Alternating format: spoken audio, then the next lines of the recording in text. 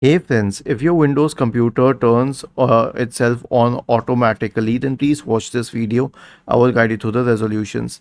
Now, one thing is that your system is already on and it restarts itself. We have covered that over a different video.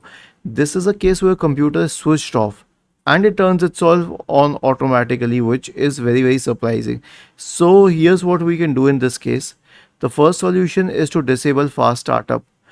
Press the Windows key and the R button together to open the run window. Type the command power cfg.cpl and hit enter.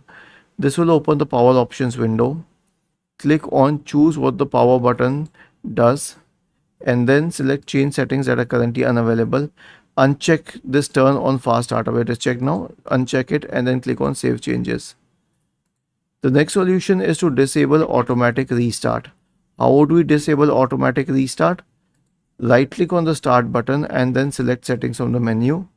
Go to the system tab on the list on the left hand side. In the right pane, scroll down and click on about. Select advanced system settings. Now corresponding to startup and recovery, click on settings. You'll find this option for automatically restart.